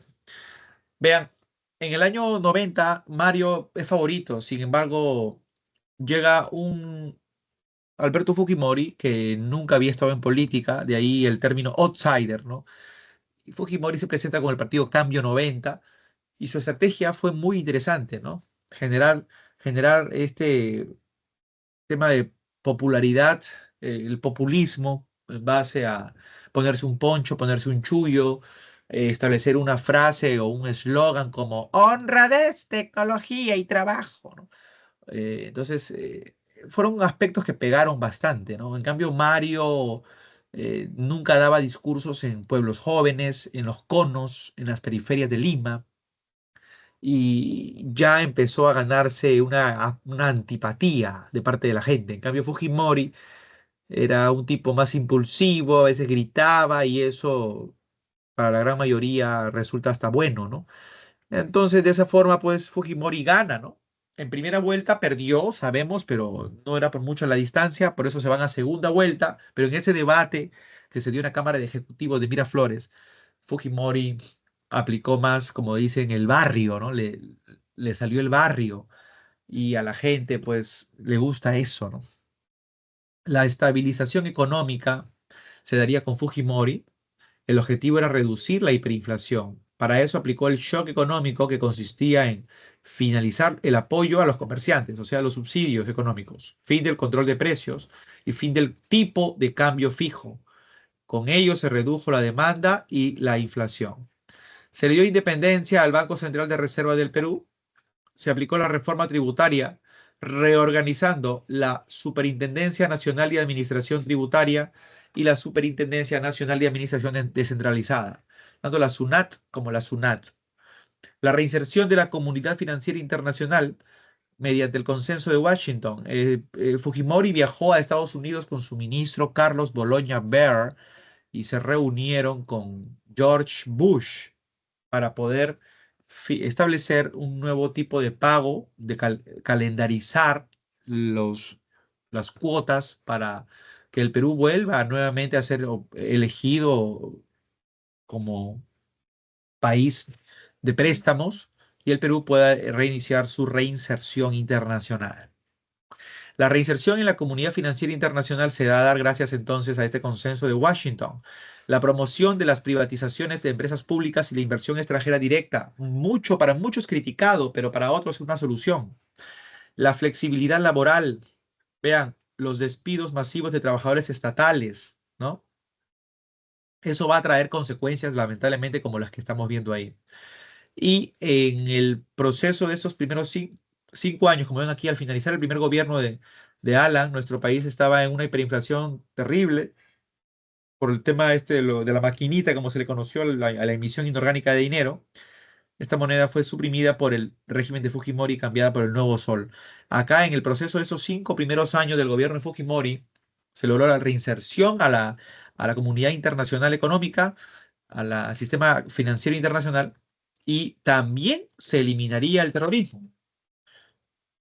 Pero vean, el punto 2 trae consigo el momento donde empieza la dictadura. ¿Por qué? Porque el 5 de abril del año 92 Fujimori cierra el Congreso. A eso se le llama autogolpe. El gobierno de emergencia y reconstrucción nacional es como se le denominó, disolviendo el Congreso, interviniendo en las instituciones del Estado, el control de los medios de comunicación, y como la Organización de los Estados Americanos, la OEA, decidió, le llama la atención a Fujimori y le dice, ¿no? Si no convocas elecciones para un Congreso en el lapso de 3 meses, vamos a intervenir.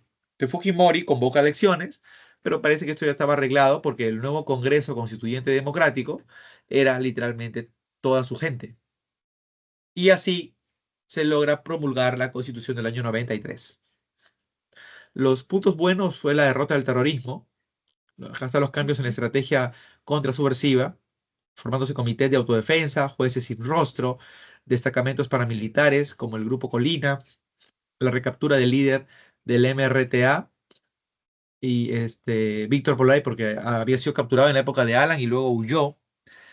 Y con la Operación Victoria, organizada por el Grupo Especial de Inteligencia Nacional, el GEIN, se da la captura de Bimel Guzmán Reynoso, ¿no? El asesino más grande en la historia del Perú. Al reabrirse el Congreso, recordemos que la Constitución del 93 se promulga, dando un marco económico de libre mercado, la reelección presidencial inmediata por una vez, si es que terminaba el gobierno, Fujimori se podía volver a lanzar, pero por un periodo. El Congreso se había vuelto otra vez una sola cámara, ya no hay senadores ni diputados, solo congresistas. La pena de muerte por traición a la patria, pero en caso de guerra exterior, recordemos, órganos constitucionales autónomos, y también se introduce el referéndum para una reforma de la Constitución. Cuando se quería cambiar alguno de los 206 artículos de la Constitución del año 93, se podía hacer un referéndum en el Congreso y aplicar votaciones para algún cambio de ley. Así, chicas y chicos, se llega a dar uno de los puntos finales en el primer gobierno de Fujimori, como viene a ser la guerra del Cenepa, ¿no? Conflicto entre enero y febrero del 95 contra Ecuador, firmándose la paz de Itamaraty. Ganamos la guerra, pero les entregamos lo que viene a ser la zona de Tiwinza, ¿no? 1 kilómetro cuadrado. Y en el año 98 se selló la paz definitivamente con el Acta de Brasilia. En esa época ya el presidente era Yamil Mahuad, ¿no? Vean, la corrupción. Se montó un sistema capaz de controlar a las instituciones públicas y facilitar la reelección, porque en el 95 fue reelegido, pero no por la ley donde la Constitución decía que el presidente podía ser reelegido por una vez, sino Fujimori dijo que en el 95 era elegido, se lanzaba porque era la primera vez que postulaba con la Constitución del 93, ya que en el 90 él había postulado con la Constitución del 79. Entonces, para Fujimori, él recién su primer gobierno con la del año 93 empezó en el año 95, cuando fue reelegido. Y en el 2000 se va a reelegir, haciendo prevalecer ese cambio constitucional donde se refiere a que el presidente, por interpretación auténtica, por primera vez se podría reelegir pasado un periodo. Y para Fujimori, ese primer periodo, como había sido del 95 al 2000, su primera reelección, según él, sería en el año 2000, ¿no? Por lo que al final todo fue un gobierno ya dictatorial, netamente. Además, las campañas psicosociales y manipulación de organizaciones populares como los clubes de madres, ¿no? Por ejemplo. Está la ley de interpretación auténtica para facilitar su postulación en el año 2000, y así pues se hacía ya más evidente el tema de la corrupción. Acá vemos a Vladimiro Montesinos, que era el verdadero jefe del Servicio de Inteligencia Nacional del SIN durante la presidencia de Fujimori, contando fajos de dinero para realizar la compra del canal CCN, Cable Canal de Noticias, ¿no? Miren ustedes que esto llegó a ser conocido en el año 2000, gracias justamente a Popio Olivera y Luis Iberico, que presentaron este VHS, ¿no? Acá está la toma de la residencia del embajador de Japón, que fue un hecho interesante en el segundo gobierno de Fujimori, cuando el MRTA, con Néstor Serpa Cartolini, acá lo ven, intentó pues tomar la residencia del embajador de Japón, justo cuando había una ceremonia por su onomástico. Y 3 meses, casi 4 meses después, se aplicó la operación Chavín de Guantar para liberar a los rehenes, ¿no? Que salieron en abril del año 97.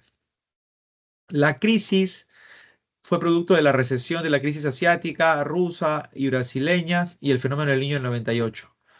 El fraude en las elecciones del año 2000, cuando ya el Fujimori se está lanzando por tercera vez, según él, segunda, y después de que Toledo iba ganando, de un momento a otro se cambió la cifra y Fujimori iba primero.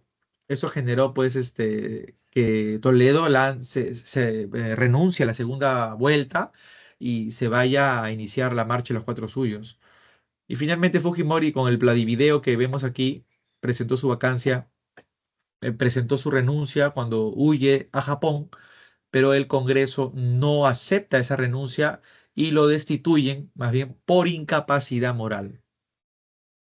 El retorno a la democracia, ustedes, chicas y chicos, quiero que lo repasen en función a los gobiernos de Valentín Paniagua, Alejandro Toledo, que ya son noticias actuales, y el segundo gobierno de Alan García, quien ya sabemos cómo terminó, aunque algunos dicen que está en Suiza. Y esta es la línea de tiempo que se va a convertir esta semana, ya que le pueden tomar aquí foto, ¿ya? Les voy a dar las claves de manera directa para que ustedes las puedan tener y he preferido hacer de corrido las 2 horas de explicación como para que ustedes ya puedan ir analizando sus preguntas de una manera más plausible y pues tener más en claro el tema de esta semana. ¿Ya, chicos? Así es que anoten por favor sus clavecitas, se las lanzo de una vez. A ustedes, muchísimas gracias. A ver, anoten por favor sus claves.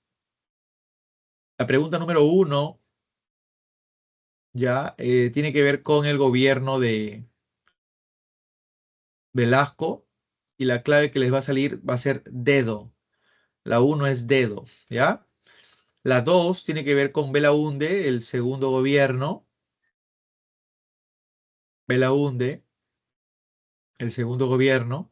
Y la clave les va a salir también dedo. La 3 tiene que ver con Alan García y la clave te va a salir A de amor. La 4 tiene que ver con el gobierno de Fujimori que hemos estado analizando ahorita y la clave te va a salir casita. Casita. Y la pregunta 5 con el gobierno de Valentín Paniagua, pero también tiene referencia con los gobiernos de Belaúnde, Alan y Fujimori y la clave te va a salir dedito.